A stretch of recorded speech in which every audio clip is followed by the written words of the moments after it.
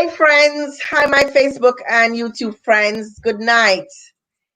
You're joining us again, Boss Lady Live. My name is Sandra Samuel, CEO of Totally Mail, and we are joined tonight by Dr. Agri Irons. He's a clinical psychologist, right, Doc? No, I'm a consultant Consultant. psychiatrist. I'm so sorry. A consultant psychiatrist. My apologies. And tonight we are talking about managing loss. Well, as usual, we're going to wait a few minutes. We're just inviting persons to like and share. Share with your friends because, as usual, we bring you excellent information that everybody needs.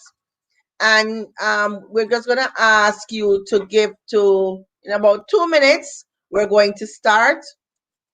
We're talking about managing loss. Now, loss can be loss of a marriage ending in divorce, loss of a loved one. It could be your spouse, your children, a friend. Loss could also mean loss of a job and how to cope mentally. We are coming in two more minutes. We have 11. We should be able to start any minute now. And we're going to just ask Dr. Irons to just tell you a little bit about himself. Just a little overview now, Doc. Nothing, because we know the list is long. We know you have done so much work. So we are going to just ask you to just give an overview. I'll consult, right? Okay, so we are ready to start. It's 8 o'clock in the eye. Welcome to Boss Lady Live. Like and share. Like and share. We're speaking on managing loss tonight. I know everybody has lost someone or something, whether it's a job, a loved one, marriage, any kind of loss you have suffered. It normally takes a very big toll on the body. And Dr. Agri Irons is with us tonight. He's a consultant psychiatrist. Welcome, Doc. Good evening, Boss Lady. How are you? I am good. So just give us a little overview of what you good do. To all your likers and fans. Thank you. I'm thanking you on their behalf. So I'd just give us a little overview on who you are, because some people may not know you, and what do you do exactly?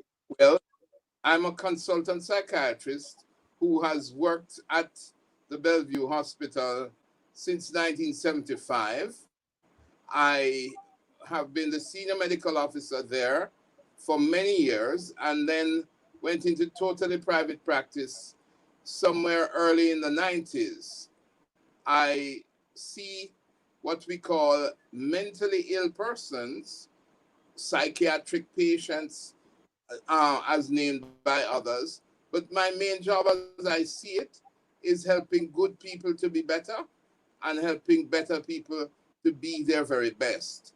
So not only do I see persons who have mental illness, but persons who basically want to cope with any situation that they find difficult to cope with. The added incentive, though, is that being a licensed medical practitioner, I have the right, the duty, and the responsibility to prescribe the appropriate medications where I see fit. And that is where a psychiatrist differs from a clinical psychologist, in Okay. that we are the prescribers as well. Okay. Excellent. Okay, so Doc, we want to start with with I don't want to call it lighter, because persons losing a job can be really major.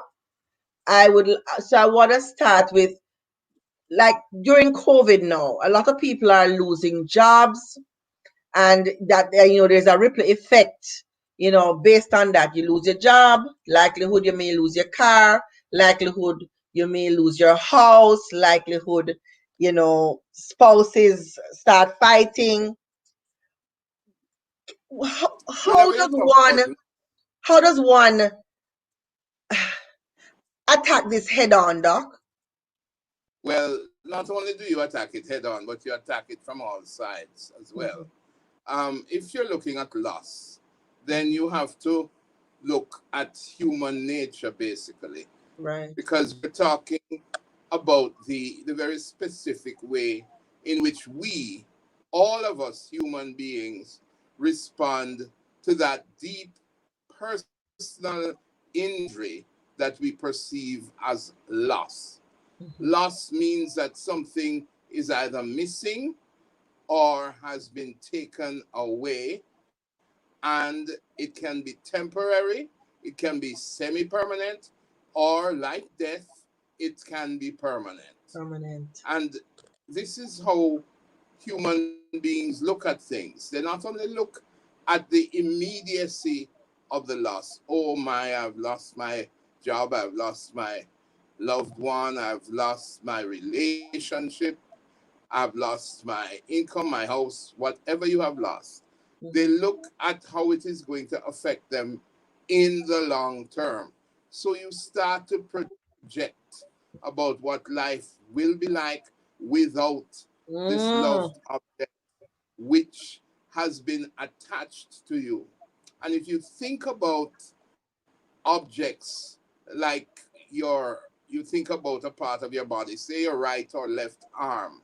Mm-hmm. If you hold these objects or this status or this relationship with the same seriousness and permanence Mm-hmm. as you describe your body parts, then if one goes missing, then you are in deep trouble.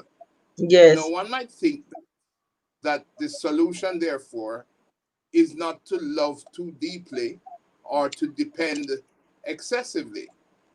That's only part of the solution. That's kind of self defense. But if Mm-hmm. you don't put total self into a relationship, if you don't put as much of your being into what you think and say and do, then it means you don't live a life that is full of joy. And it Get is you. the absence of that joy that you attach to the job, that joy that you attach to the relationship, and that joy that you attach to getting your salary at a certain time, Right. and the extent of joy that it can achieve. It is that absence of joy or the anticipated absence of joy which really puts people into what we call grief and mourning. But there is another side also, Doc, where the shaming, people feel ashamed, although they didn't call these things on themselves. They feel Mhm. ashamed when they lose the car or they lose the house. And, you know, how does how does one cope with, because it's a societal pressure as well, because you're looking like, in their minds, a failure, because as you said rightly, there's some level of attachment to Absolutely. these things or No, it's very persons. important. It's very important, and I don't think you have stumbled upon this. Obviously, you are conscious of the effect of these things, but Absolutely. it is very interesting that human beings are prepared to deal with issues of guilt and shame from their 1, 2, 3 years old.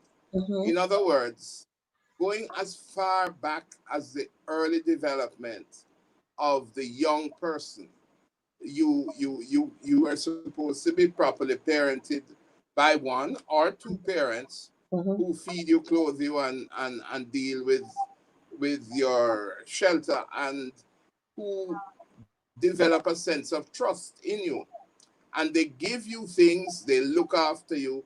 You are dependent on these parents. After a while, it it seems that the parents are leaving you because they're expecting you now to hold the bottle yourself, Mm-hmm. or to be on the breast anymore, or to help you manage your cup and spoon. So you're moving away from being a dependent creature to being a more independent person, but you trust that that person on whom you depend would be just around the corner.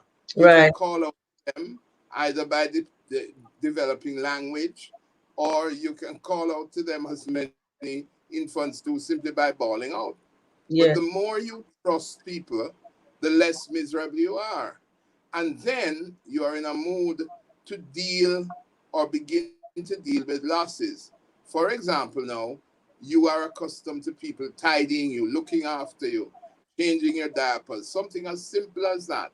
Mm-hmm. And they are expecting you in turn to become more and more autonomous and more independent. And it is Mm-hmm. at this stage of life that you learn how to deal with shame. You learn Mm-hmm. that, ooh, getting messy is not such a great thing. And you Mm-hmm. develop this sense of not wanting to wet yourself and not wanting to be embarrassed. And that puts you in a position where you start to look after yourself.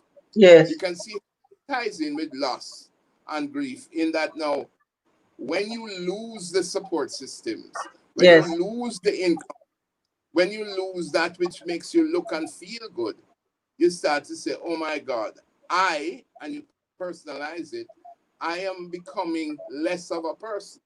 And Yes. then I begin to get back into my feelings of shame and my feelings of guilt. What did I do to deserve this? Why Yes. don't they love me anymore? Why wasn't I in the group that was kept on? Right. And therefore you begin to withdraw, Mm-hmm. and you move into a situation where you don't want to see people, you don't want to interact with people, because you are now projecting your own ideals about yourself onto these people, thinking that because you're thinking less of yourself, that they are also thinking less of you. And then of course there are the people who are not divorced from the status that they enjoy because of lofty positions or Yes. images at work. That's a big And one, it Doc. is those that usually fall the hardest, Yes. especially if their fall is a public fall. Yes. And so it goes. And then to add to that now, Doc, there is a quote unquote stigma going to seek help, to come and visit somebody like you, who can they can sit down and talk to about it. And persons, I mean, rather than come and go to a psychiatrist, they sit down and try to do it themselves. Why is that, Doc? Why don't we like to seek help? because because people are programmed to be independent. And for many years, coming from the colonial times, when the help givers used to look a lot different and perhaps even sound a lot different, Mm-hmm. back in those days, it was the stigma was generated even by the practitioners and the health practitioners themselves, in that it's easy to talk about a broken leg. When you have a sinus problem, you almost boastfully tell your friends that you're going off to the ENT doctor. And when Mm-hmm. you need eyeglasses, oh, we're off to the optician. But you never tell your friends when you have an intimate behavioral problem and Right. that you're off to a psychiatrist.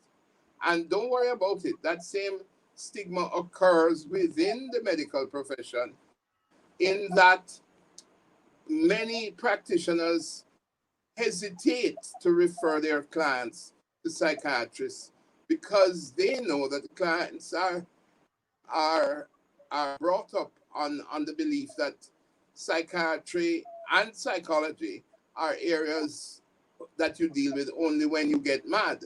And nothing could be further from the truth.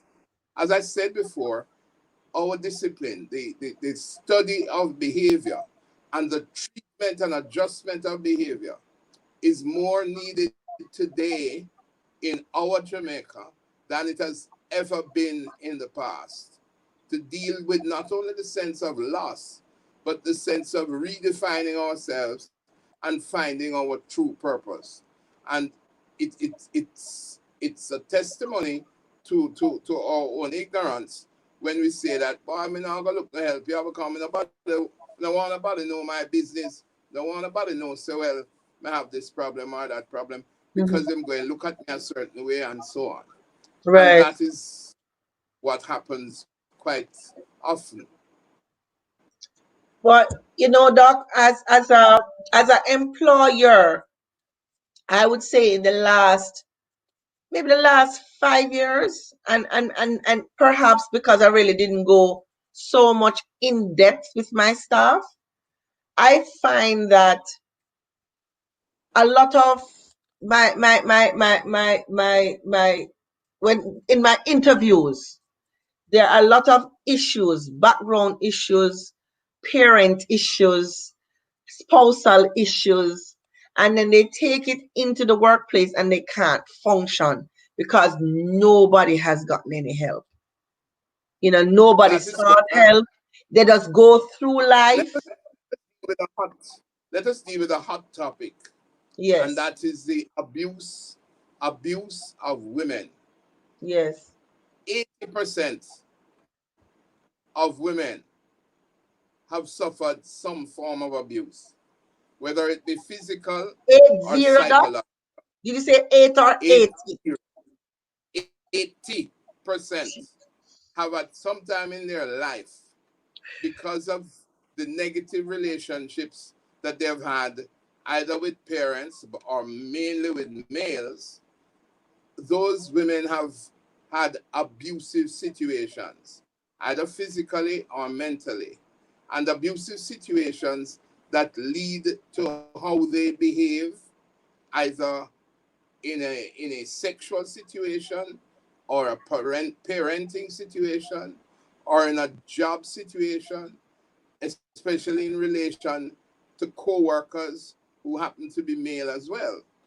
And if these issues of abuse are not dealt with, then there are issues of hostility Yes, towards self-hate, problems with self-image, inability to form proper trusting relationships. All of those things happen. And that is not schizophrenia or depression, but it leads to personality disorders, and it leads to the bringing up of children who already start with a disability.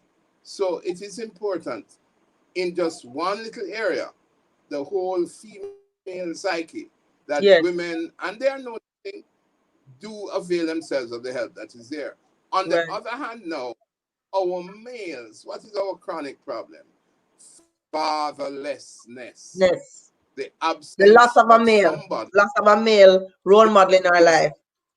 the absence of somebody to model, somebody whose behavior you look at and you say, this is good, let me follow it. Or you can even say, this is bad, let me not follow it. Because even if the person is not a good example, if he's around, he can serve as a bad example. Right. So the comparison can be made to the benefit of the patient, and with boys not having proper models, role models, we call them, Yes. then they're going to stumble along the path of bringing themselves up. And then by the time they get into their adolescent years, when they are looking to cement their identity, they're going to be looking outside themselves. And the most attractive images they see are the entertainers and the men who dress a certain way, who have a certain power, who have a certain kind of relationship with women, and that perpetuates the kind of male person that we're Yes. generating. And when this male meets this female, then all hell breaks loose, you see. Yes. So what And would then you say? Oh, when sorry. they lose each other, I think we should include this. Yes. You notice the anger that is generated in certain extreme circumstances when a man loses this relationship that he thinks he owns, or when a Mm, woman loses a relationship on which she's so dependent. right. Some men have resorted to the whole murder suicide situation. And all of that is a product of not being able to cope with loss or with change in terms of one's definition of self. So what do you say then, Doc, to parents who say they're leaving their children? Because that is a loss to go to foreign for a better life. Because if they stay here and That, struggle, then they're not going mhm. to move the kids out of the situation. But they Well, leave the kids open to all kinds of mhm. things. But mentally, no, we're talking about the child because what we are finding now are damaged adults.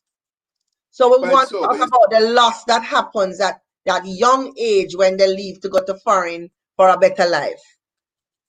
that is a classic loss that has been with us from the Windrush days, from way just Mm, after the Second World War. It developed even more. Because right. remember now that these people who are leaving on a boat, yet again, can you imagine Yes. how classic it was back in the day? Those who came here by boat Yes. from Africa, leaving by boat to go to England. What a serious comparison. Mm, And going into a different kind of slavery in order to bring hope to those who are left behind. And yes. of course, the loss is supposed to be watered down by the promise that as soon as I settle down, I'm going to send for you. And you can imagine that for many people, that just did not happen. Happened. And so we have the classic grandma situation of a parent, a grandparent who never knew how to parent in the first place, having Mm-hmm. to go and parent again for another generation while hoping that a barrel will come or some kind of support will come or money will come and so on. And what happens is that some of the people who go away have new relationships, new families, and the people left behind have literally lost their kith and kin. And that has been a classic generator of mental illness among our people. So much Yes. so that there once was a claim that, hey, it's pure mad people, you people sent from the islands to England. Why we have such a high level of black schizophrenia or depression? In fact, they didn't think that we could suffer from depression. Right. They thought that schizophrenia was the main illness of migrated blacks and that it had some viral origin or something was wrong with them. But thank goodness, further research has gotten rid of that as some sort of argument. And now we're turning to reparations to make Yes. up for this loss, this huge loss that Yes. people never even tried to configure. I see you Okay. have a question coming. Yes, it says when parents are asked to have kids tested, this is a teacher that's making the statement. It says when parents are asked to have kids tested because of behaviors exhibited or low academic output, a lot of times there is a flat no. In some cases, they say doctors are too quick to medicate. Under what condition do you medicate, particularly kids? Children get medication only when they need it from psychiatrists. We, having been children ourselves and we being human beings, and we who do not own any major drug companies nor benefit from their largesse, we are in no hurry to put people on medication. It's a myth that somehow has been generated, and I don't know if it is because of some former practice, but I know that those who are trained in psychiatry, particularly here in this country, and those who have done the subspecialty of child psychiatry are Yes. in no hurry to give children medication unless they absolutely need it. Yes. What is happening is that the parents are afraid of the image that they used to have of Absolutely. and feeling that the giving of medication is going to zombify the young person and so on. The unfortunate thing is that most mental illnesses that manifest themselves in young people usually show up between the ages of 6 and 16. And Yes. if you can see them early and treat them early, things like bipolar depression, things like schizophrenia, which once was called dementia precox or a precocious madness. All of those things, if treated early, can be prevented from becoming chronically severe, even if they require medication on an ongoing basis. Then Yes. there is the other factor of the business of learning, in that there once was a time when people were over anxious in their diagnosis of attention deficit Disorder. hyperactivity Okay. disorder. And that, unless it is diagnosed properly, you can treat it a little bit too aggressively. You have to be sure, and that diagnosis should be left in the safe and capable hands of a well trained psychiatrist in conjunction with neurologists and psychologists who will do certain tests to make sure that you're dealing with that, because the central nervous system stimulants that are prescribed for attention deficit disorder Yes. have their own side effects, you see. However, the young people, particularly adolescents who have this disorder, have learned what a tremendous difference it makes in their ability to study and learn and to interpret things, so much so that young people who do not have the disorder are clamoring for those medications, the central nervous stimulants, because Yes. they feel like it will give them some kind of advantage in terms of learning and studying and retention. So we Yes. find that rather than the practitioners abusing the drugs, they are sometimes complicit with persons who don't really have the diagnosis in allowing them to use those drugs because they perceive that it makes them more alert. Okay. All right. We That's have the another truth, the question. whole truth. Okay. Beg your It pardon? said, would an abuser lover be mentally ill? I know a person whose BF, or I guess boyfriend, would physically abuse them. They're asking if the abuser would be mentally You're, ill. you're, you're dealing with two mentally ill persons in that sort of situation. Okay. One is the abuser and the other one is the abusee. Yes. In order, remember now, behavior is everything we think, everything we say, and everything we do. Sometimes people believe that behavior is just what you do. It is Yes. also what you think and what you say. And can you imagine what is in the mind of an abuser when he or she is committing the act of abuse, and when it gives them an exalted sense of power and control? And of course, you might immediately jump to the fact that there are even leaders of countries who, Yes. who are abusers, and who the power and control that comes with abuse literally turns them on. And Yes. then the people who cower in their presence, the people who are timid, the people who literally seem to allow themselves to be abused until they get to the point where they literally diagnose and treat the abuser with hot water or pepper or a knife because of the hostility that's built up, then you have two sick circumstances boiling up until they both boil over. Right. And Okay. we Go should ahead. get help before that happens. Before that happens, how do we get help for someone, Doc? In my neighborhood, there is a lady that without question needs major help. Tried calling the hospital, but we aren't family and they said they can't help. Who do we call? The mental health laws of Jamaica state quite clearly that it is the duty of the constable, and I'm quoting, Yes. to remove a mentally ill person to a place of detention and to take them to a place of care within 48 hours. But So Doc, in the there, news recently, persons and I, I, you're going I there. know Okay. the police usually say that they are not trained to deal with these matters, but that Yes. is not necessarily so.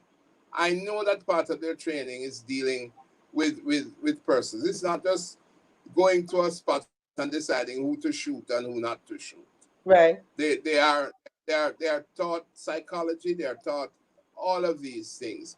Not so far as the persons who work in the area, but their job is to detain in a certain way and bring to a place of treatment. Also, Jamaica has one of the best developed community psychiatric services. We may be short on transportation, but we are not short on people who can deliver the service once they are put in touch with the person who's suffering. What has happened is that because we are operating in a particularly litigious atmosphere where everybody is suing everybody, health Yes. workers are being very, very careful in committing themselves to intervention. In other Okay. words, unless you are a relative and you are willing to cooperate in a certain way and sign permission and so on, then I am not going to expose myself to harm and a subsequent lawsuit in bringing your patient to a treatment area and detaining them if there is no relative who is going to take responsibility. Also, the mental health workers are projecting that, look, we are confident that we can get people better in a 3 to 4 week period. But what has happened is that when these people are assigned to our care, the relatives don't want them back after the time that they are over the acute illness. And so there's a backlog of people at the mental hospital who are now quite well but have nowhere to go and nobody to depend on. Get And you. of course, these same relatives are sometimes overseas. So that is the dilemma. But Get you. there is a community mental health service which is reachable through special helplines. And if you call the hospital, they can put you in touch with the community mental health service if you're not getting through. But it is well organized, it is well staffed, and each parish has a community mental health officer whose Didn't job know it that, Doc. is, Didn't know that. yes, That's good to know. whose job it is to get help for such persons. And this is Okay, we have. something that was from in the 70s. Okay. Another question. Do you think, and I suppose this would be now, loss of your original parents? Mr. Henry is asking, do you think adopted kids should be taken for counseling first before placed with their parents, their new parents, I suppose? They don't need to be taken for counseling, but their backgrounds certainly have to be examined very, very carefully. There are some mental illnesses, my dear big boss lady, that are Yes. hereditary. And Oh. if parents have had an hereditary mental illness, then Mm-hmm. chances are it is going to manifest itself in the child in late teens, particularly. Yes. And so the screening of original parents, as you call them, for mental illness is very, very, very important. Yes. Also, too, those people who are adopting are usually adopting at the end of a process of loss, at the end Yes. of a process of losing a pregnancy, not being able to produce that gift that the woman believes that she must give to the man, etc. And at that time, they are very vulnerable in terms of magical thinking, having a perfect baby, or they might expect the child to be almost doll-like in their behavior. Mm, Usually, if the transition is taking place before the third or fourth birthday, then there can be a preparation for the child. But usually, if the child is told the truth early, then there is usually no inward hunger or search what would for you the call birth parent. early? What would you call early, Doc? Before age 7, before anybody else other than the trusted parent gets a chance to tell them. In other words, you don't want to, as an adoptive parent, be the second person to tell your child that they're adopted, you see? Yes. Because then the child will feel that he or she has been deceived, or Mm, he or she has been rejected yes. severely by the birth parents.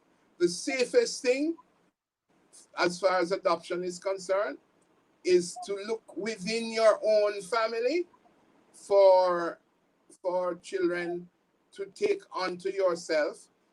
If you are having a difficulty conceiving, there are certainly people within your own family circle who are not having such a difficulty and who would willingly have you look after their child if you are trusted and known to have the possibility of a good or great parent. Okay. Mr. Henry says, what signs should you look for in a child that needs psychiatric care? Are there any particular signs? There are so many, but let's look at the three main areas of thinking, talking, and doing. Um, you're looking for a change in behavior, right? Yes. A change in thought. One of the earliest signs is a lapse in personal hygiene. Mm, Not the untidiness of a room is not to be taken for granted. The overwearing of certain items of clothing is not to be taken for granted. The skipping of baths is not to be taken for granted. Then, of course, there is the business of being a recluse, especially if before there were social beings who would spend time with friends and communicate, and you find that the child is becoming more and more of a introvert and not really keeping or maintaining friendships. Then there, of course, is what we call thought disorder, where the utterances are a little bit off key, hard to follow, not logical. There are increases in energy of a severe nature, lack of sleep, restlessness at one end, or excessive tiredness, the lack of energy, low spirits, sadness, easy tearfulness. All of those are signs that you look out for and should get to you well in advance of any severe psychiatric breakdown. But you have to know a person well to know when they are changing. So the right. answer is basically get to know your children very well so that you can spot little changes and subtle changes that are the harbingers of mental illness. But Doc, in the day and age now of everybody texting, there's not even a round the table meal anymore. Everybody grabs a plate and goes in the room on their phone or on their game or on The TV. dining room is now extinct. Yes, dining room is just a place where you have a table and 4 to 6 chairs. So how do you, That's right. so you're saying then that every now and again Well, you you need asked really a to touch question. base? Of course, you have to encourage that which people are missing now. We used to take gatherings for granted, Yes. but now you can't even invite your friend to come and have a little supper with you because Because they of can't COVID. stay at the after 10 o'clock. Yes. And you have to maintain social distance. And Right. it's very hard to eat and drink while wearing a mask, Yes. if you know what I mean. So Right. it's the whole business of socialization is not just an antidote for mental illness, but it is a promoter of mental health, you see. Yes. And the more we are together, the happier we shall be. I don't know if you know that. Absolutely. Mhm. I do know that. There you go. Another question. But the current Okay. Yes. generation does not know that song. No, no, they don't. Um, So your friends are my friends, yes. and my Okay. friends are your. Okay. So, Yes. to answer the question about the person that we spoke about earlier, she says the lady has no family. She must be removed for help, but can't get any help. Major danger to herself and Whether us. Very disruptive. whether she Her has family deposited her here, and that's it. Which is whether what you she were has family saying, or that not, some people are gone to foreign and leave their, that happens a lot. That happens a wow. lot. But whether she has family or not, it is the duty of the constable to coordinate with the community psychiatric service to have Yes, that person taken remove. for help. It is the duty under the law for them to take the person for help. Not to just take them and lock them up in the station, but to Right. take them to a treatment center Yes. within 48. And Okay. if we were to do that, we would avoid a lot of incidents. Okay. So, all right. So now, Doc, let us graduate now to the loss of a child, whether sick Hmm. or accident. Um, Give us a little walkthrough as to what that really does to parents. Well, you have to realize that a lot of the problem with that kind of loss has to do with expectations. Mm-hmm. Although children don't come with an instruction manual, parents usually construct a script of success that goes with the child. They anticipate the passing of whatever they call that exam now, PEP Yes. or scholarship or whatever name they're going to give to it in the future. Yes. And they expect the children to behave in a heterosexual way. They expect them to behave in a Christian way.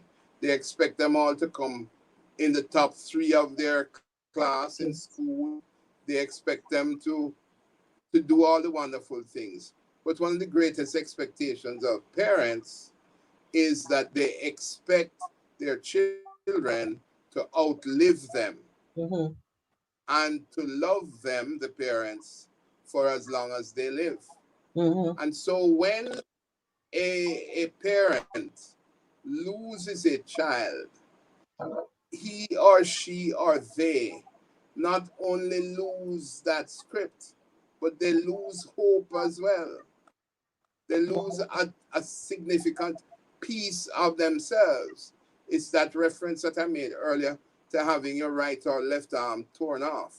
Right. That is the kind of severe activity that goes along with the grief and mourning for a child. And this is why it is no act when you see those mothers, particularly, tear up over their children being shot. Some of them Yes. know jolly well that the boys are involved in nefarious activities. But it's your child. There was once this placental umbilical connection. It was a part of you. And even if it's somebody else's child that you have made become a part of you, the loss of that child is a grievous injury, and it makes you very vexed, but it also makes you wonder, did I fail? How did I not help the script to come through? What am I going to do without you?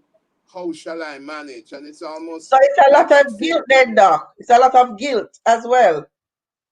guilt and shame, and a lot of denial as well. That is a defense, you know. Oh Lord, he was a saint, he was a perfect person, and so on and so forth. All of that tied up into one neat package. And of course, it is folk wisdom.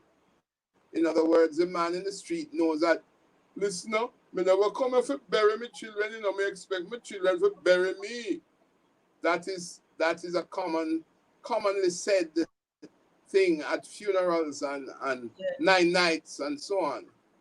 And the death of a child is why we have children's hospitals and pediatricians and the Jamaican Child's Passport, because we are supposed to be building a civilization where we treat children and the elderly with the utmost of respect and care.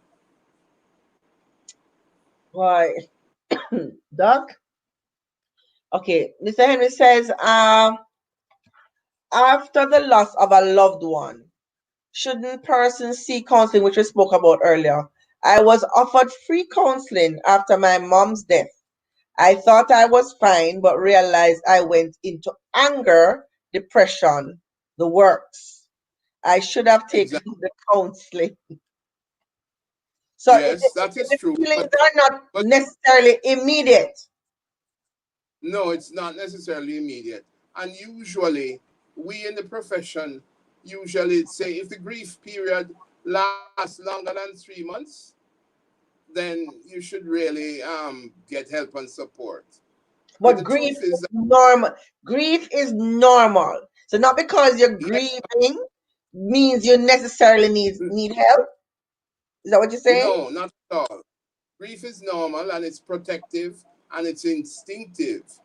But if it is prolonged and it interferes with your usual activities, then you need help, especially if it is affecting how you think and how you behave. Yes. However, however, it is always true that prevention is better than cure. Yes. And there is again the folk wisdom that a burden shared is a burden halved. So Yeah. if you can get feedback and understanding in a therapeutic situation, it helps to know that you're not in such a bad way and that there are skills and activities that you can find out. And this is where grief counselors, psychologists, not necessarily psychiatrists, but behavioral therapists are extremely good at helping in grief counseling. And What of could course, you there are counselors at schools. what could you say, Doc, to our Facebook peeps and our YouTube listeners to let them understand that there is no shame in getting help? What what what Okay, what how can we this say it in a way that they can understand that they can just feel I will free make this to I will go? make this very specific to you and your profession. Yes. Your psychologist and your psychiatrist should be treated no differently than your cosmetologist, your barber, and your hairdresser. See them as often as you do the externals for your body. You have to do the internals for your mind. Yes. I don't think you need to say more than that to your set of people. No, I don't think so. That is well said, That Doc. that I'm encouraging your business as well as mine. But it's the thing is, they think we have the solution. Because even when we recommend them to doctors, even like for a bumper script, say you don't have anything that can fix it. They really don't want it to go even to a They, regular they, they, doctor. they are, they're afraid of the medical profession because Yes, of the myths that have been generated over the years. yes. And then, of course, their children are becoming doctors and lawyers. So they think that these people are too young to look after them. It's a dilemma. But Yes. our medical professionals are particularly gifted, and the young ones are particularly good at what they do. So don't be afraid. They're there to help. Let them help you. Okay, now, doc. So we talk about the loss of children because we're at 50 minutes. So let us touch a little bit on divorce. That's a huge loss. Can it because it can be financial, it It can be depends on how you look at it. well, In right. fact, True, divorce may be a true. huge, it may be a huge gain. Let's say one person in the union did not think that they were having an issue, and suddenly the other person gets up and say, I don't want this anymore, and that divorce happens. You lose your house, the children have to split, which is another drama. Talk a little bit about that kind of loss, doc, please. Well, I am going to talk a little bit about it because it is By the way, self-evident if that we're running over the time, do you have time to spend with us? Even another half an hour, doc? no, I don't You're have out. extra time.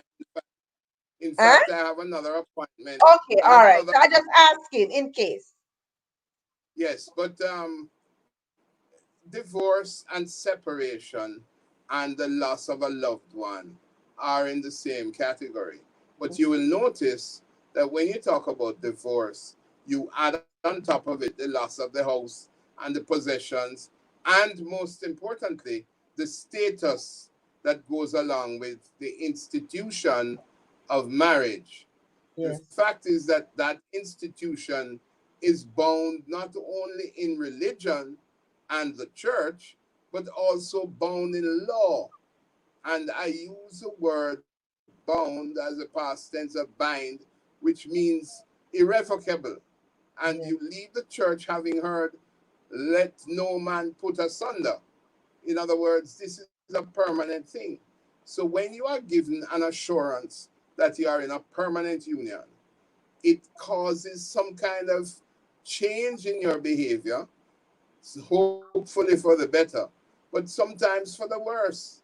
And people start taking each other for granted.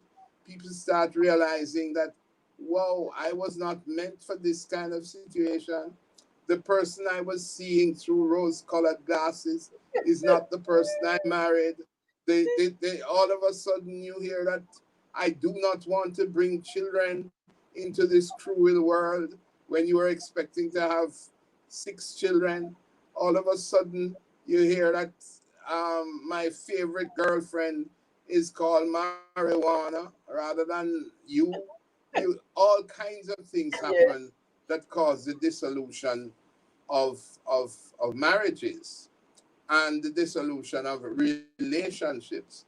And when that commitment involves finances, and people hold finances so dear to themselves, finances and status, then it causes anger and so on which divorce lawyers will thrive because that is their business to yes, adjudicate the sharing that ultimately must take place under the law.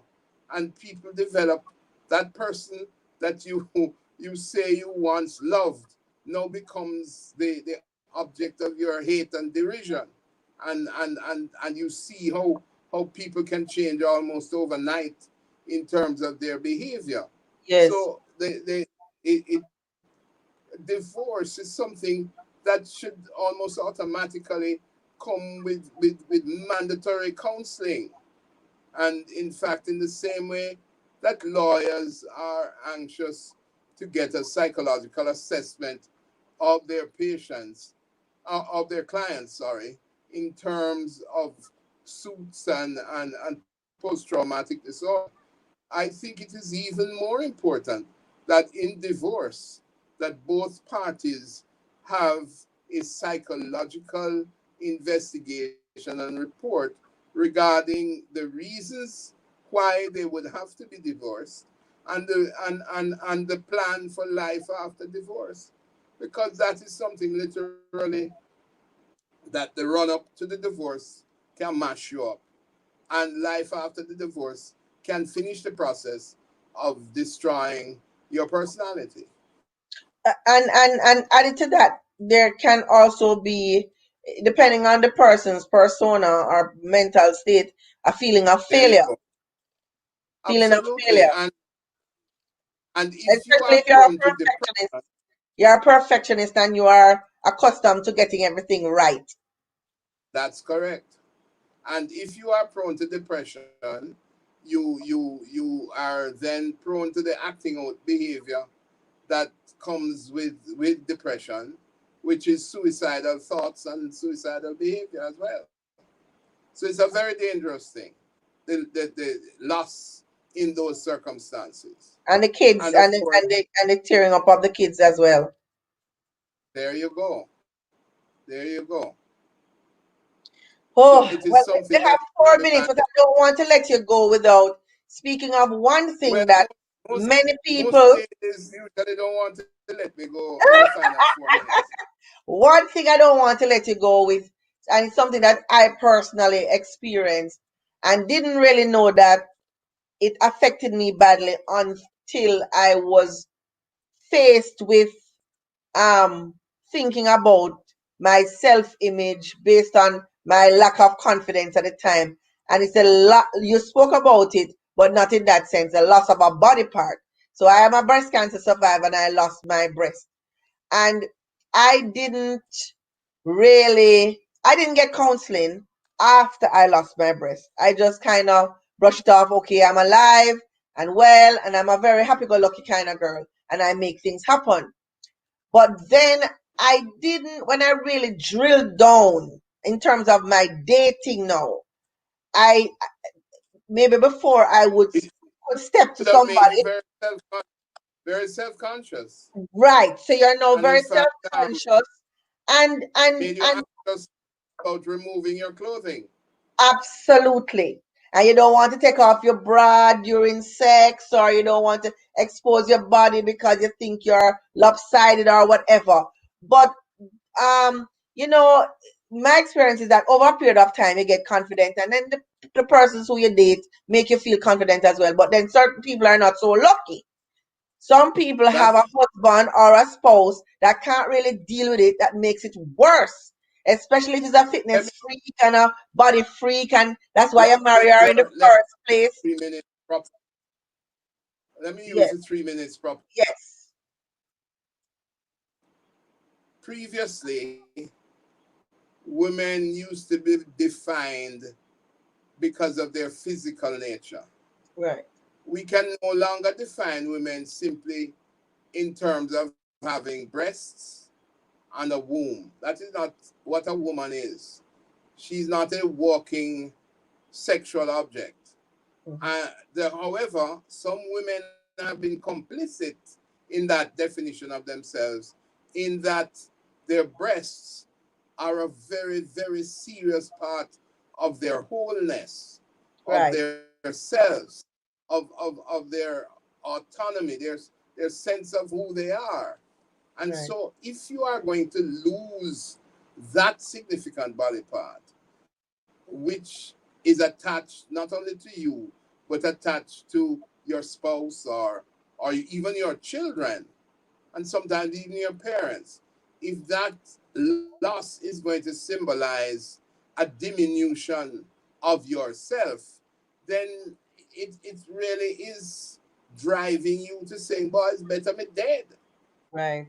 Or I I'm never went going that to far, let, but I I never don't went want to be there. the same But some to people do.